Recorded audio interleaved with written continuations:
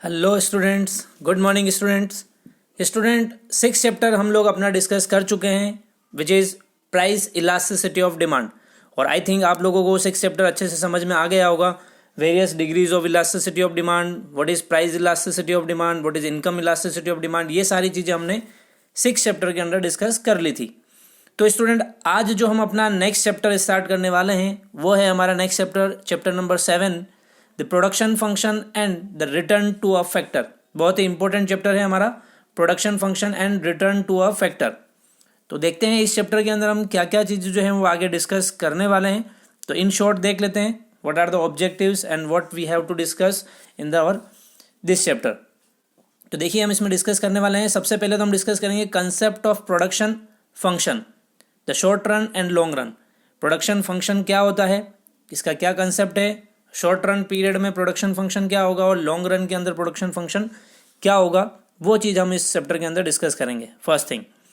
The second thing is the concept of TP. TP means होता है total product, and MP यानी marginal product. Total product या total production and marginal product या marginal production क्या होता है, क्या कंसेप्ट है इसका, क्या डेफिनेशन है, किस तरह से कैलकुलेट किया जाता है, ये सारी चीज़ें भी हम इस चैप्टर के अंदर डिस्कस करेंगे।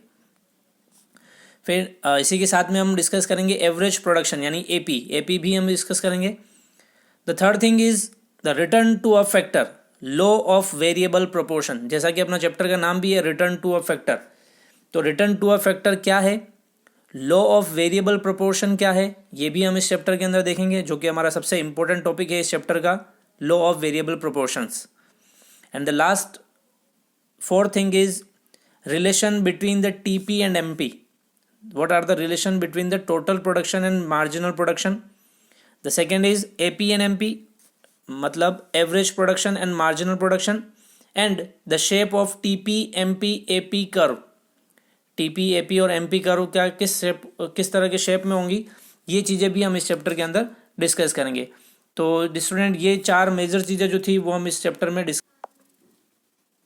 तो चलिए स्टूडेंट स्टार्ट करते हैं हमारा 7th chapter. The first thing is the concept of production function or the short run and long run. सबसे पहले हम देखेंगे प्रोडक्शन फंक्शन का मतलब क्या होता है शॉर्ट रन पीरियड के अंदर और लॉन्ग रन पीरियड के अंदर। तो अगर हम अपना टॉपिक स्टार्ट करें प्रोडक्शन फंक्शन वाला, इससे पहले हम देख लेते हैं प्रोडक्शन का मतलब क्या होता है। आप सभी को पता है प्रोडक्शन का मतलब क्या है, बताइए। प्रोडक्शन का मतलब होता है production is a process of converting raw material into finished goods.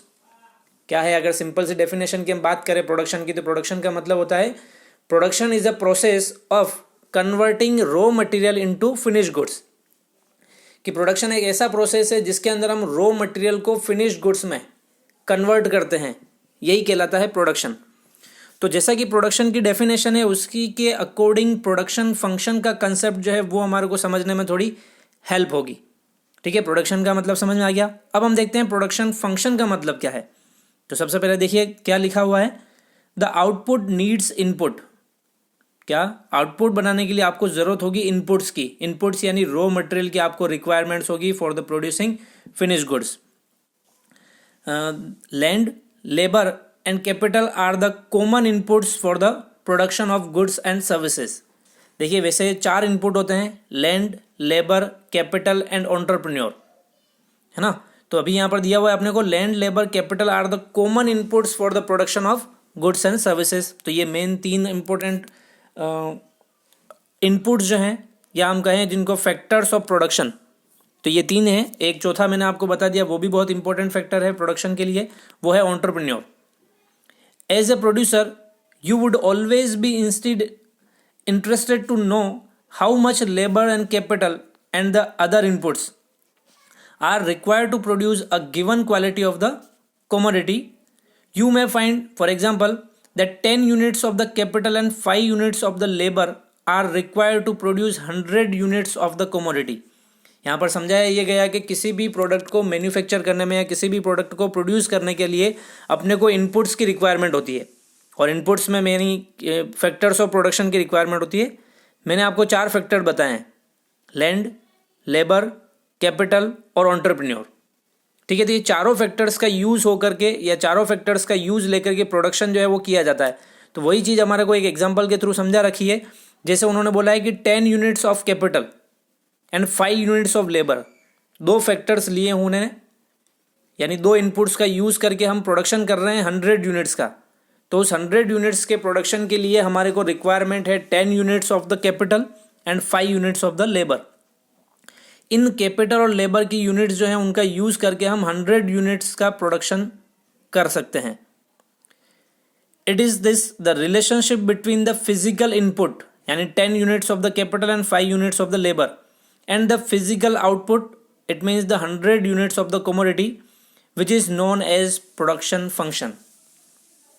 वैसे एग्जाम्पल से आप लोगों को सभी को समझ में आ गया होगा कि अगर हमें किसी भी प्रोडक्ट की 100 यूनिट का प्रोडक्शन करना है तो उसके लिए हमें रिक्वायरमेंट होगी 10 units of capital and 5 units of the labour की। तो प्रोडक्शन फंक्शन का मतलब क्या हुआ? जैसे हमने कहा था प्रोडक्शन का मतलब होता है production is a process of converting raw material into finish goods. तो प्रोडक्शन फंक्शन का मतलब क्या हुआ कि ये जो हमने अभी इनपुट्स कहें हम या फैक्टर्स ऑफ प्रोडक्शन कहें, उन इनपुट्स का यूज़ करके हमने आउटपुट यानी 100 यूनिट ऑफ अ कमोडिटी हमने प्रोड्यूस की।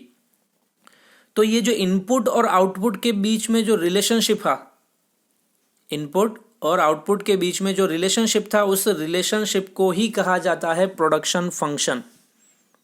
आया समझ में? तो इन शॉर्ट में फटाफट से वापस डेफिनेशन पढ़ लेता हूँ। It is this the relationship between the physical input and the physical output which is known as the production function. जैसा कि मैंने कहा अभी आपसे कि प्रोडक्शन फंक्शन क्या है? It's a relationship between the input and the output. Input means the 10 units of the capital and 5 units of the labor, and the physical output means the 100 unit which is produced with the use of the two inputs. This is known as the production function. Clear? एक छोटा सा definition और लिख लेते हैं production function का। The production function thus studies the functional relationship between the physical input and physical output of a commodity. तो क्या कहा है कि प्रोडक्शन फंक्शन क्या है? It's a functional relationship between the physical input and physical output of a commodity.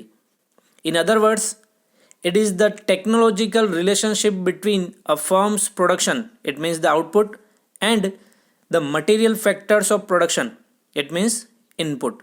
वही बात वापस से इन सिंपल वर्ड्स कहा है कि it is the technological relationship between a firms production means the output and the material factors of the production means the input. या हम सीधे से शब्दों में कहें कि आउटपुट और इनपुट के बीच में जो टेक्नोलॉजिकल रिलेशनशिप है, उस टेक्नोलॉजिकल रिलेशनशिप को ही कहा जाता है production function. Usually it is expressed in the terms of the following equation. यानी अगर हम प्रोडक्शन फंक्शन की बात करें तो प्रोडक्शन फंक्शन को हम एक अगर इक्वेशन की फॉर्म में लिखेंगे तो वो क्या होगी? Assuming that a labour and the capital R the two inputs and Q x is the output of the commodity x. यहाँ पर क्यू एक्स जो है, जैसे कि अब अपने को यहाँ पर प्रोडक्शन फंक्शन दिया हुआ है, प्रोडक्शन फंक्शन दे रखा है अपना Q X equals to F, bracket के अंदर आपको एल एंड के। एफ का मतलब है फंक्शन, क्यू एक्स का मतलब है quantity of commodity x, L मतलब लेबर एंड के मतलब कैपिटल। यहाँ पर कैपिटल को के से डिनोट किया जाता है, ना कि सी से, है ना। और तो एक तो हो गया फैक्टर आपका एल यानी लेबर, के मतलब कैपिटल, यानी with the use of the labour and the capital, with the use of the various units of a labor and capital we produce QX यानी quantity of commodity X। तो इन दोनों के बीच में यानी इनपुट और आउटपुट के बीच में जो रिलेशनशिप है, उस रिलेशनशिप को ही कहा जाता है प्रोडक्शन फंक्शन। क्लियर है? तो आई थिंक आपको इस प्रोडक्शन फंक्शन से समझ में आ गया होगा कि इनपुट और आउटपुट के बीच में जो फंक्शनल रिलेशनशिप है या टेक्नोलॉजिकल रिलेशनशिप है, उस रिलेशनशिप को ही कहा जाता है प्रोडक्शन फंक्शन। क्लियर है? चलिए अब हम आगे डिस्कस करेंगे इसी थोड़ा कंसेप्ट को थोड़ा और एग्जांपल के थ्रू। It is important to note that the production function does not establish any economic relationship between the input and output. देखिए जहाँ पर अभी हमने जैसे दोनों डेफिनेशन के अंदर बात कीजिए तो एक में हमने कहा था इट्स अ फंक्शनल रिलेशनशिप और दूसरे में हमने कहा था it's a technological relationship between the input and output. तो इसीलिए यहाँ पर आगे लिखा गया है कि ये कभी भी इकोनॉमिक रिलेशनशिप जो है वो कभी भी एस्टेब्लिश नहीं करता between the input and output. यानी जो भी आप इनपुट्स यूज़ कर रहे हैं उस आउटपुट से आपको इकोनॉमिक रिलेशनशिप जो है वो देखने को नहीं मिलेगा। इकोनॉमिक रिलेशनशिप का मतलब ये है कि यहाँ पर ऐसा ज़रूरी नहीं है कि आपने इनपुट यूज़ किया है तो आप जितना इनपुट यूज़ करेंगे उतना का उतना ही आउटपुट आपको मिलेगा, ऐसा ज़रूरी नहीं है। या फिर अगर आपने कहें कि मैं आपने वैल्यूएबल इनपुट यूज़ किया है तो आपको वैल्यूएबल आउटपुट भी मिलेगा, ये भी कंपलसरी नहीं है। तो इसलिए प्रोडक्शन फंक्शन जो है वो आपके इकोनॉमिक रिलेशनशिप जो है उसको शो नहीं करता है between the input and output. It only shows the technological and the functional relationship between the input and output. आगे लिखा है it only establish a technical relationship between the input and output. ये जी बात हम पहले ही कर चुके हैं कि it shows the only technological relationship between the input and output.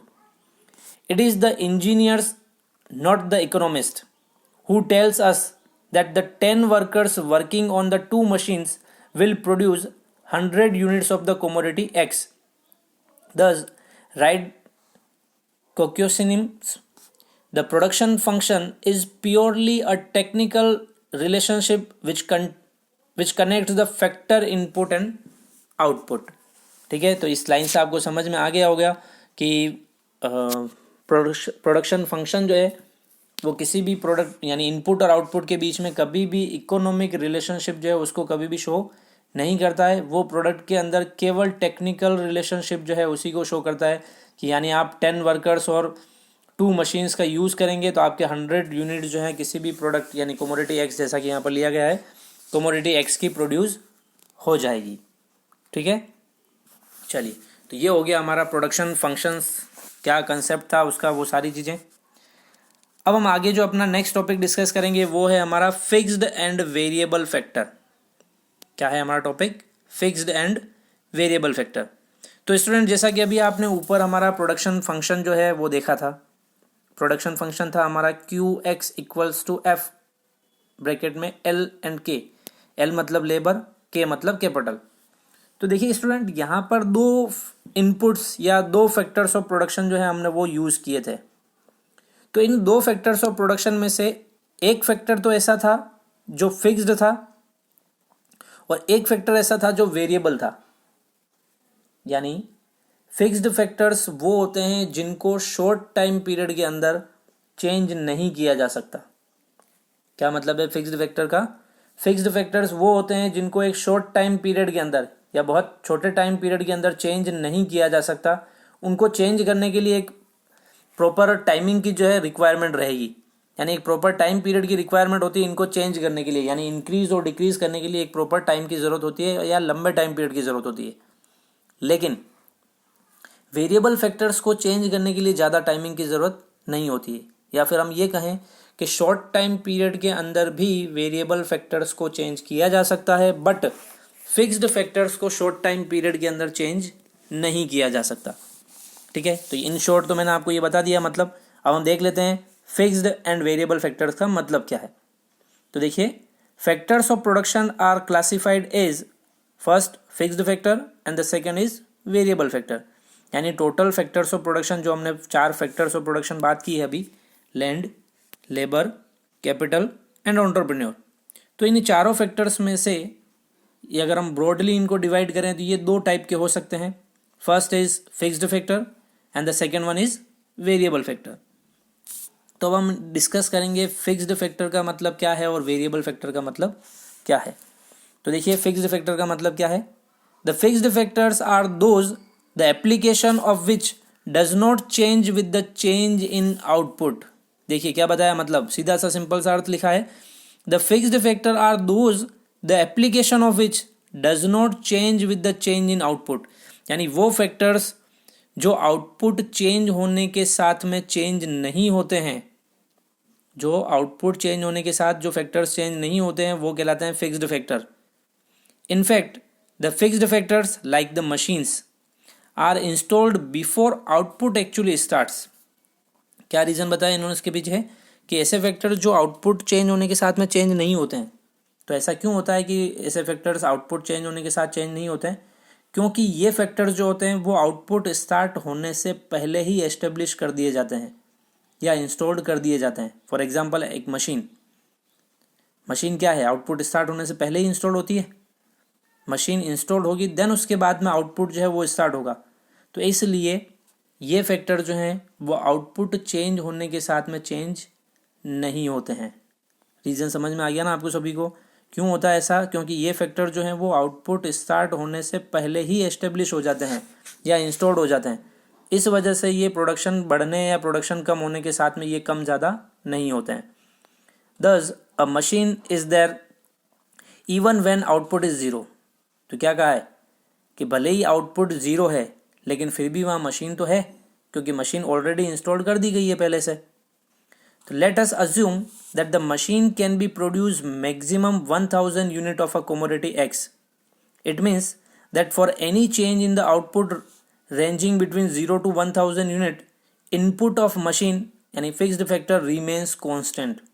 Examples बहुत सीधा सा और सिंपल सा एग्जाम्पल दिया है कि सपोज कीजिए आप 1000 यूनिट का प्रोडक्शन कर रहे हैं और उस 1000 यूनिट के प्रोडक्शन के अंदर आप एक मशीन जो है वो यूज़ में ले रहे हैं, यानी with the use of the one machine you can produce the 1000 unit of a commodity X. अब अगर सपोज कीजिए इस 1000 यूनिट का जो प्रोडक्शन हो रहा है, ये प्रोडक्शन का यूनिट जो ज़ीरो से स्टार्ट हुआ होगा, ज़ीरो से लेकर के 1000 तक पहुंचा है। अब यहाँ पर अगर प्रोडक्शन ज़ीरो भी होता है या प्रोडक्शन 1000 यूनिट का भी होता है तो इससे यहाँ पर कोई फ़र्क नहीं पड़ेगा कि मशीन कम होगी या ज़्यादा होगी, क्योंकि अगर 0 यूनिट का प्रोडक्शन हो रहा है तब भी उस केस में भी मशीन वहाँ पर अवेलेबल थी, इंस्टॉल थी, और अगर 1000 यूनिट का प्रोडक्शन हो रहा है तो भी वहाँ पर मशीन जो है वो अवेलेबल है, मशीन इंस्टॉल्ड है।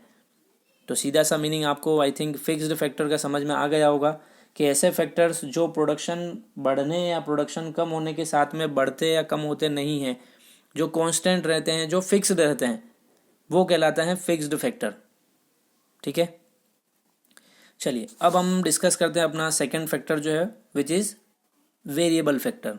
जैसा कि इसके नाम से ही पता चल रहा है वेरिएबल फैक्टर, वेरिएबल मतलब जो वेरी करते हैं, चेंज होते हैं, कम हो सकते हैं, बढ़ सकते हैं, तो ये कहलाते हैं वेरिएबल फैक्टर। देखते हैं वेरिएबल फैक्टर्स क्या होते हैं। The variable factors are those the application of which varies और changes with the change in output. सीधा सा मीनिंग कि वो फैक्टर्स जो आउटपुट चेंज होने के साथ में चेंज होते रहते हैं उन्हें कहा जाता है वेरिएबल फैक्टर।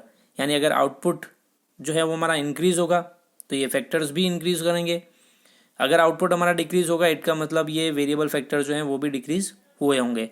तो ऐसे फैक्टर्स जो आउटपुट चेंज होने के साथ में चेंज होते हैं उन्हें कहा जाता है वेरिएबल फैक्टर। तो देखिए labour is an example of a variable factor.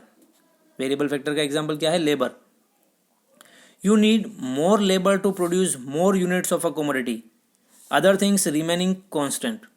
क्या कहा है कि अदर थिंग्स रिमेन्स कॉन्स्टेंट, यानी बाकी सारी चीज़ें अगर कॉन्स्टेंट रहें तो उस केस में लेबर अगर हम बढ़ाते हैं तो उस केस में हमारा प्रोडक्शन भी बढ़ेगा, और लेबर को अगर हम कम करते हैं तो उस केस में हमारा प्रोडक्शन जो है वो भी कम हो जाएगा। तो इसका मतलब क्या हुआ कि लेबर एक ऐसा फैक्टर है, वेरिएबल फैक्टर है, जिसको अगर हम इंक्रीज़ करेंगे तो हमारा प्रोडक्शन भी इंक्रीज़ होगा, और अगर हम इसको डिक्रीज़ करेंगे तो हमारा प्रोडक्शन भी डिक्रीज़ होगा।